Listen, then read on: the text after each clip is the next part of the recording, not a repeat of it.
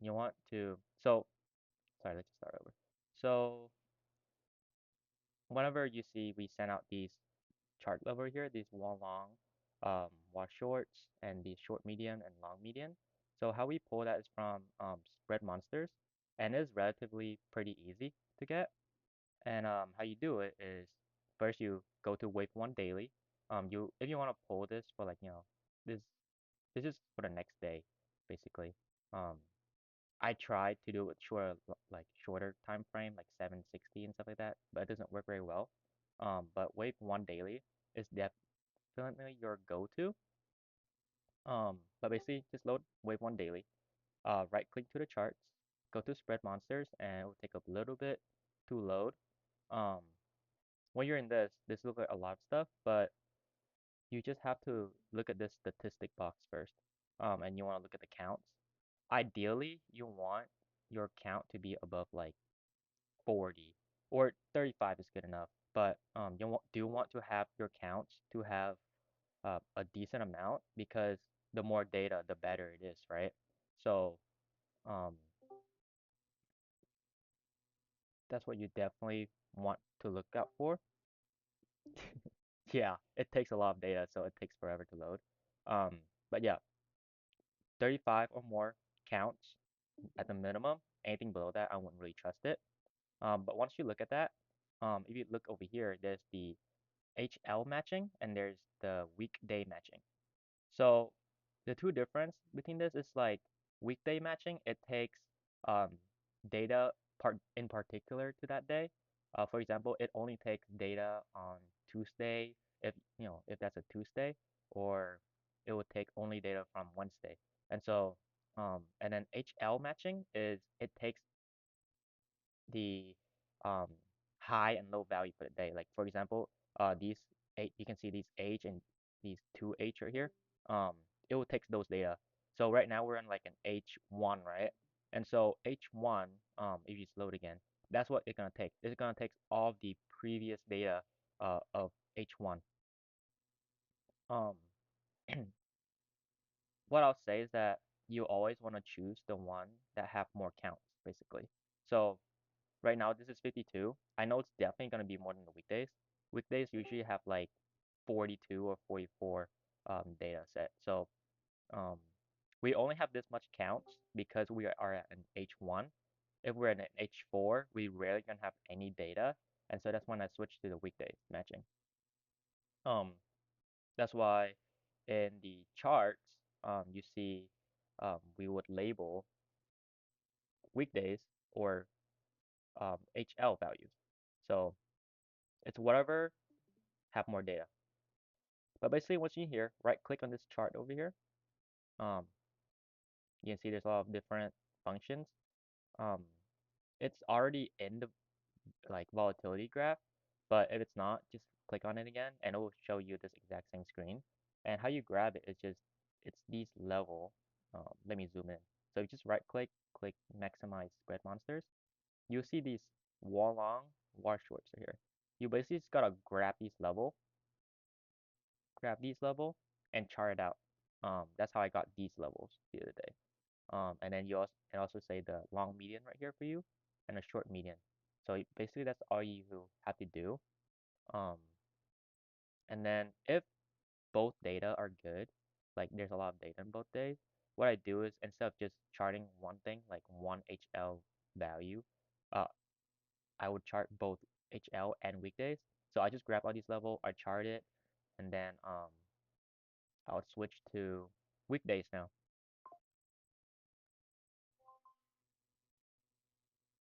So I'll change it to weekdays now. Can you guys hear me fine still?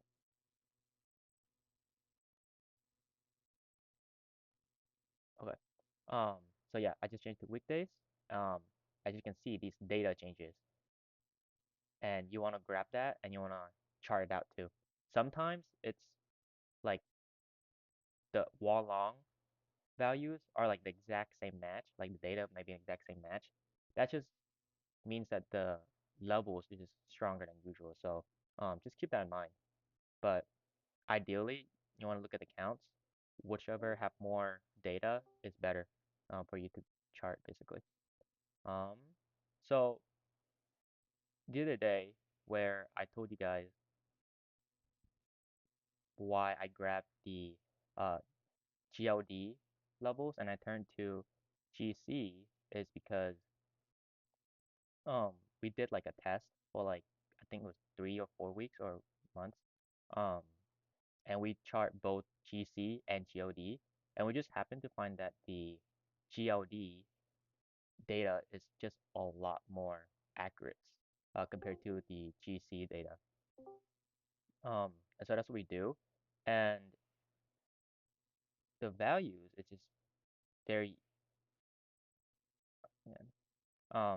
And how you yeah. So when it comes to this right here, grabbing those HL and weekdays values, you can basically do it for every single tickers. You, right now I'm showing you GLD, but you can also just um do it for like GC, and if anything it'll be more simple, but again it's all about data, right? If I find GLD is more accurate, I'm going to use GLD and I convert to GC. And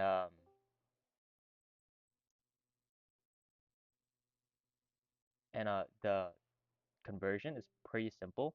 It's just GC. In order to get GC you just gotta get like GC divided by GLD, times by gold price.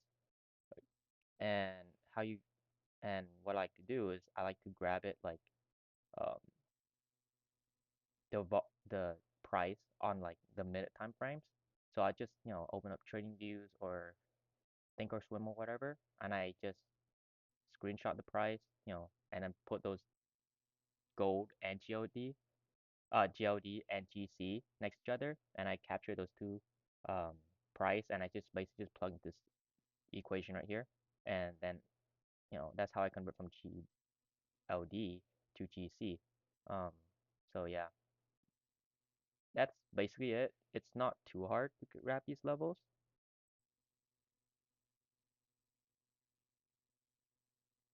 That could be it, yeah. Um,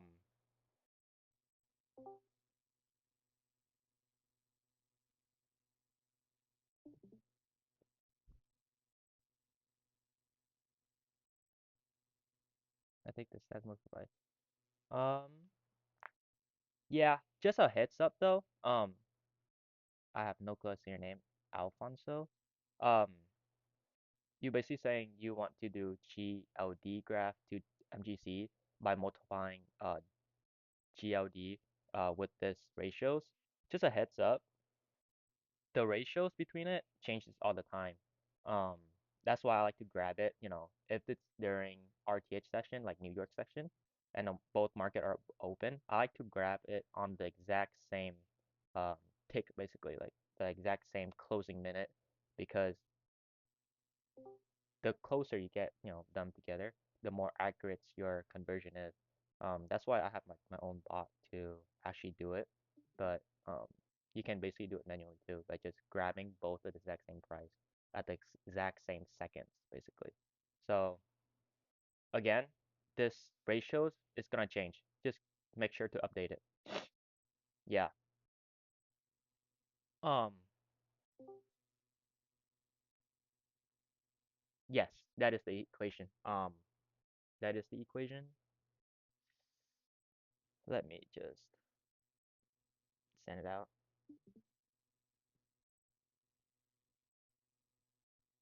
I'll pin that later. But that is basically equation right there.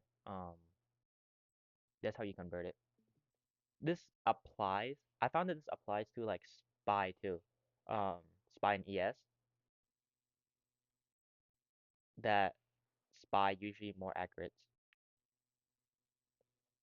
So the significance of Wallong wash shorts is that so this is it shows like it calculates like the historical like volatility um where it basically shows like the range.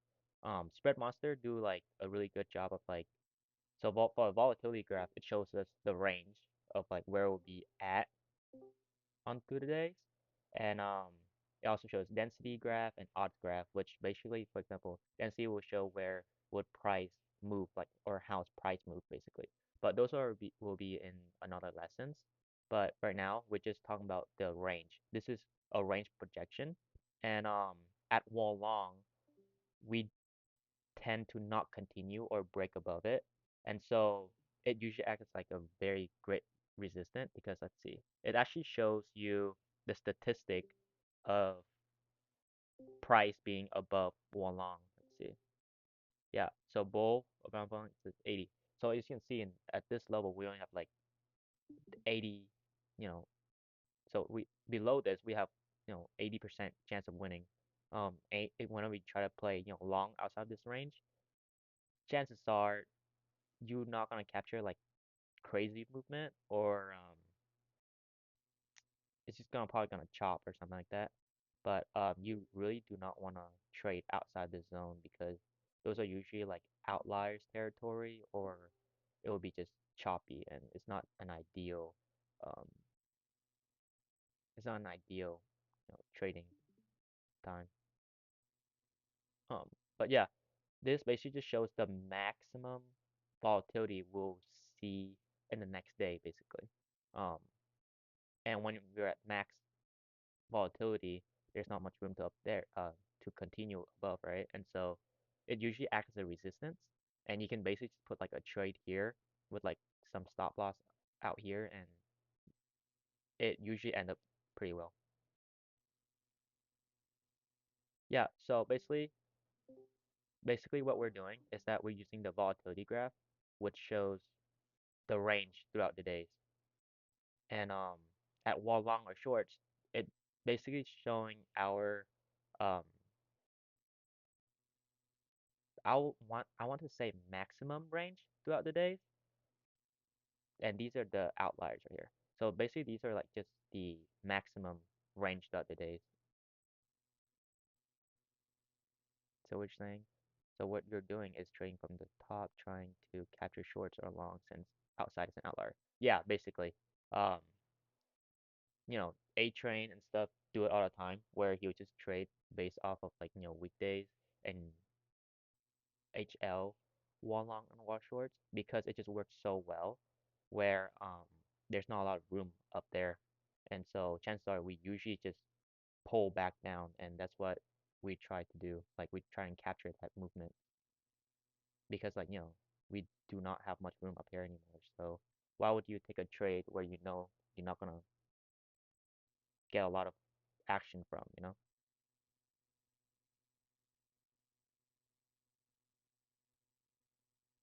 Yeah, so it's relatively pretty easy to get. Just, load wave one daily, spread monsters, and it will be the first thing you pop already. So, anyone got any questions? Yes, this is on GL. Oh, this is on GC that I have, but GLD I find more accurate than GC when it comes to pulling this data. I recommend you getting this data from GLD instead of GC.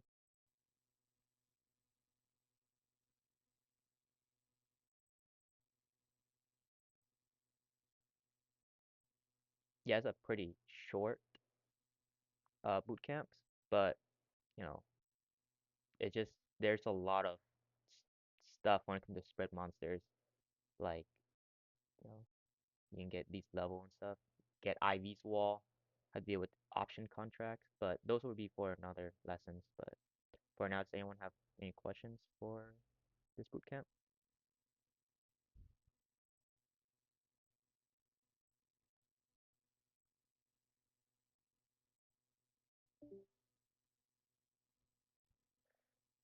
All the time. I chart stuff from the density graph all the time. But it'll be for no lessons. It's a lot of stuff. Um, it's a lot of stuff to take in. That density stuff. Um, it'll be for no lessons.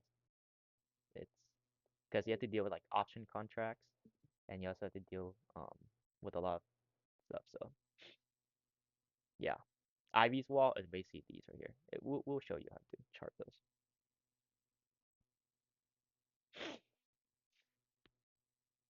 I had not try this for long-term portfolio, but I believe you can definitely do it on regular stocks, and you can use higher time frame like wave 20 daily or wave 50 daily, and I think it will work out pretty well too. I don't know, saying it, Augie. For sure. You can definitely use larger time frame, wave 7, wave 20, stuff like that.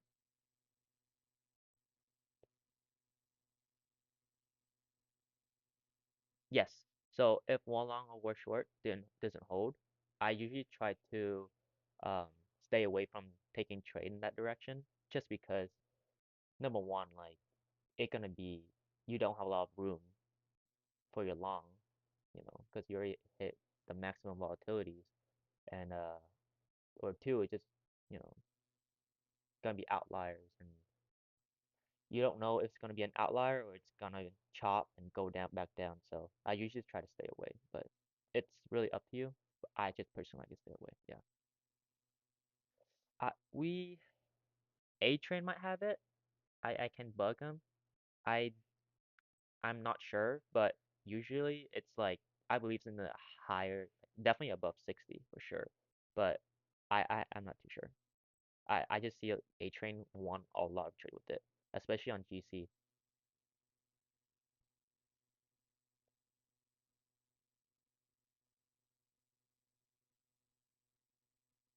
But is it a possibility to fade either side?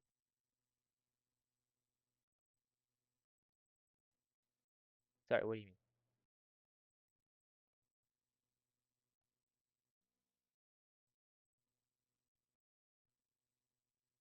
Yeah, we gotta track it, but usually it's pretty resistant.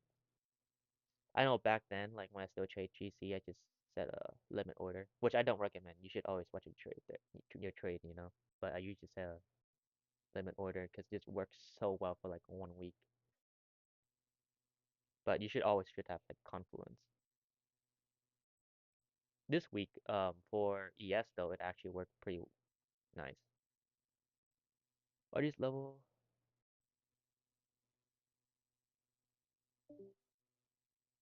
So these levels similar to the 80% splice level? Um, no, it's it's it is different from the splice level. Um, this is being calculated completely different from the percentage odd bands. Um, this is you getting from the HL values, which is high and lows values, and you also get from weekdays values. It's different in a way that like um this shows you how extended we are in the charts, and this volatility graph actually uses um they do align sometimes, yeah, but look at this. Oh my goodness, perfect. Um, they do align, but it's not exact. I know what you mean, but both shows ranges, but the way they calculate the ranges is different, if that makes sense.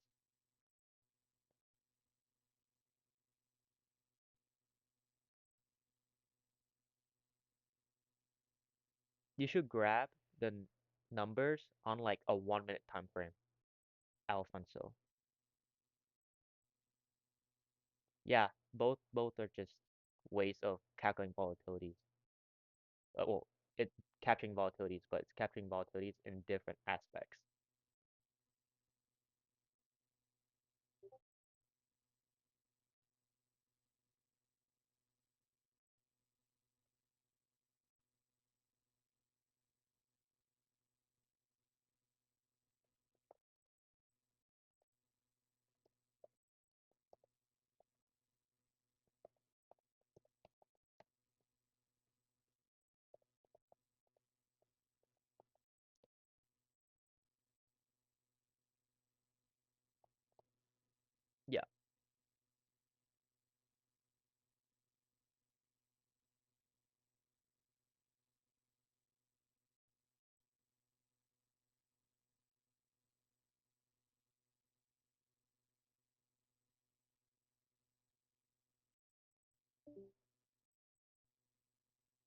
how would I capture the exact price of NQ futures at 4 p.m. close? Um, like you talking about the ratios? Hello? Okay, sorry. Are you talking about the ratios? Um, because like I know the ratios of NQ and QQQ is different. Um, so for this, I definitely recommend you getting um for NQ futures, use QQQ because QQQ and NQs are the same basically. Um, but then, oh, just a heads up. So when you're grabbing that ratios, you want to grab it on the exact, again, like you want to grab it at the same time, right? So if it's 11, grab GC and GLD price at 11. Market when market is closed, you know, um, GLD closes at 4 p.m. and GC closes at 5 p.m. That doesn't add up. So um, you need to grab both at 4 o'clock because that's the last time or like the last hour that they actually like sync up basically.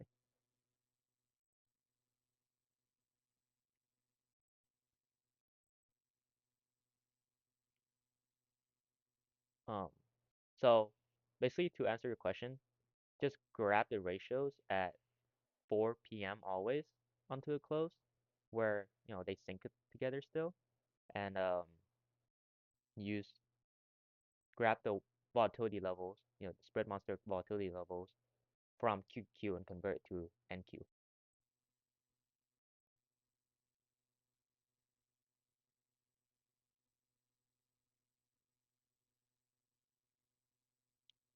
Anyone else got any questions? Times are up, but if you guys have any questions, I'm willing to stay here for a bit longer to help, to answer any questions.